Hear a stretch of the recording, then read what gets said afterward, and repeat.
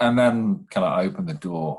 And the smell, the odor, like the gates of hell kind of struck me there.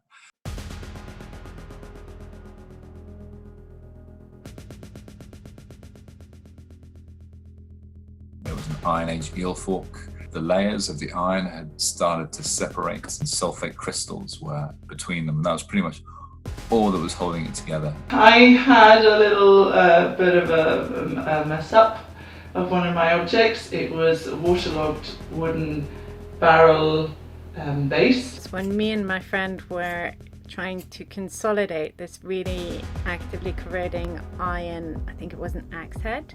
Dave, I think, had his hands full with me as a student and Jane Henderson, who were contemporaries at Cardiff. As a student, not that many projects went drastically wrong for me. I mean, life went drastically wrong for me a couple of times. I had someone else drop my object. That was an intense moment. What happened to it? Did it? It broke into several pieces, so I did have to learn how to repair it more thoroughly than I thought. So I put it in a glass container on a heating stage, and then I started heating it up. And it was in 3 pieces, but I hadn't recognised the third piece, which was a very small little sliver as part of the object. I had a Roman disc brooch made from copper alloy sheet, and pretty early on in the cleaning process I put a scalpel right through it. I skipped breakfast that day. I realised I really needed to eat, otherwise I was going to faint or something. So we ran down to the cafe. We kind of got back, still holding a sandwich.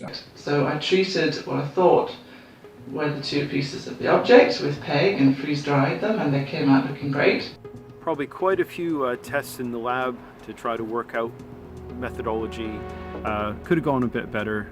So we decided to consolidate it with epoxy, and we immersed it in epoxy and then put it into the vacuum chamber where it promptly solidified.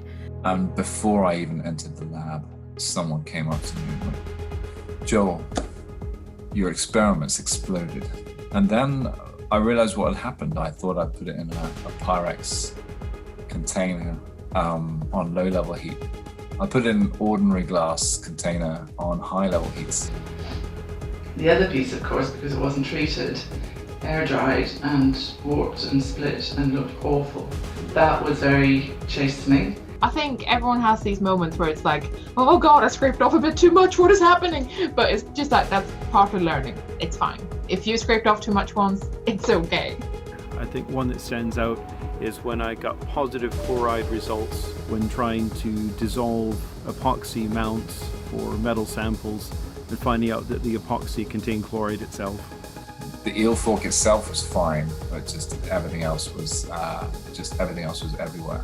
And then we spent the next 2 months, I think, trying to braid off all of the excess epoxy. It was like a solid block. Metal was so thin, it was a real bastard to readhere.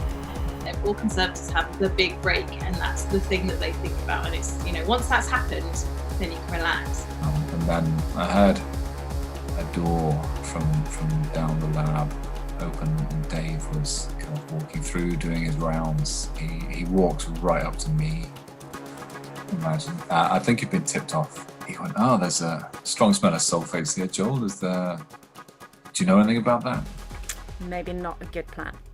I actually do a lecture at Lincoln about learning from failure now, and I talk to my students about that, and we look at some other case studies, and I think conservators need to talk about the mistakes they've made more often, because we can learn so much more in a way from mistakes than when things go smoothly.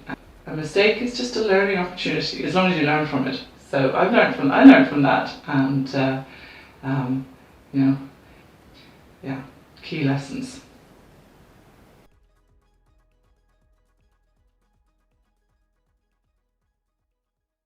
Generally, most of my disasters at university were beyond conservation, let's just say.